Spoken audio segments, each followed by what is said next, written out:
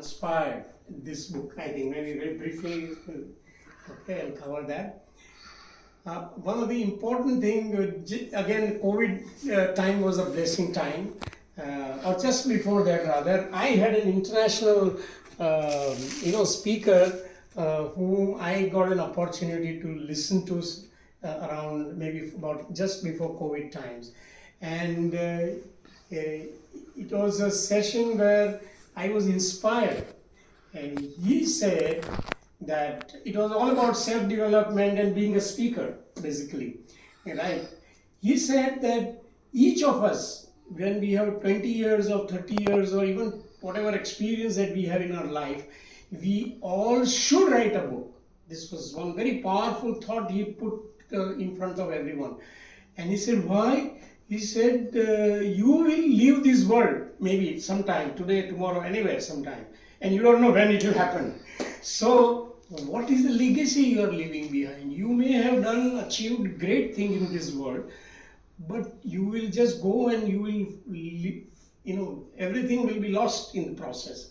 But this world, which is facing so many problems, maybe there are 2, 3, 5 people may be benefited from your ideas and your thoughts, your life experience. So you must try. Everyone, it could be a housewife, homemaker, a businessman, whoever it is, but he has an experience of his own life. And we all found very funny because we never thought of writing a book. But this thought really was planted, and then as I started thinking over maybe 1 or 2 years, I said, makes sense, because we all have huge experience, and why don't we put it down, right? So that was the germ of a thought. And then my second mentor, who is from Chennai, Mr. Sundar Guru Murli, we say. So I was under his kind of support system for being a speaker and all. And he said, you just do it. And it's a way of developing yourself. And I said, let me experiment. So that's how I began. And my experience of writing this book is I got evolved. A lot of thinking process happens, and a lot of understanding of self happens. So when you start writing a book, there is a lot of your own benefit, internal development of yourself, your thinking process, and your clarity, your language, and what is the audience benefiting, all of that. So there's a huge learning process for us. And in the mean, you are also helping the world with whatever ideas, thoughts, learnings that you have got. So this is the origin of that. And when I set off writing, so the second reason was, now why this subject, finally reborn?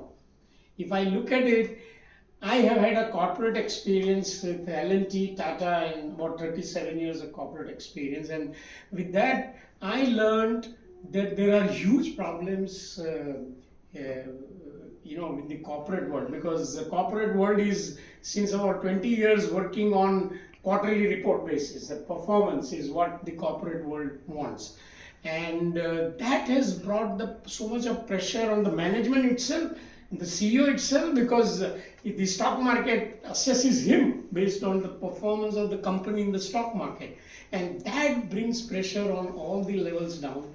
And ultimately, which is justified from his point of view, but in the process, the people who have got skill are not being put to use, and finally they're hired by the managements of the company, but there are careful hiring taken place, but they only fire them. So it's a very awkward situation for the management as well as the individual. So I was wondering, with my own life experiences, though I never had I never had to go through this, but I saw in my own department, and one of the person I was forced to sort of fire, but I somehow persuaded our management and we could find some solution.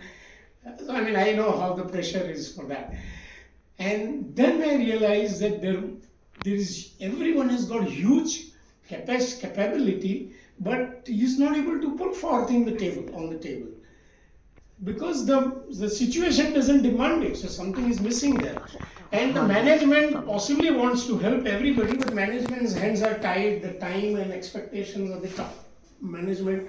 So there are pressures. So somewhere I realized as I completed my first term of corporate world, when I was free to do what I wanted to do, I said I'm going to help the corporates and executives. And that's where I had my own life experiences, which maybe I'll narrate in briefly, one or two experience. And I said, where is this? The key lies in for employees and the management. Now I understand very clearly that the management can't help an employee unless he delivers. What sir said very nice. Unless he gives a value, unless he presents value to the company, company has no reason to even keep him, which is what the companies do. So the question is, the ball lies in the court of the employee. Now what an employee must do.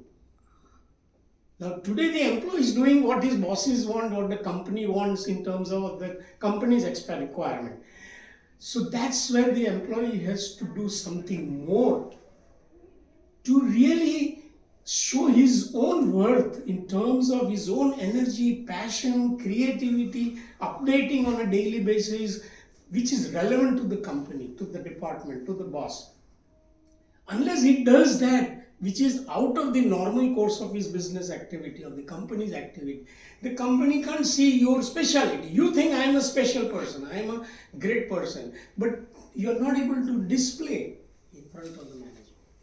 So you got to do this somehow, which means you got to put in that effort. Now this is where most people forget. They say no, they find keep fault with the boss, management, company.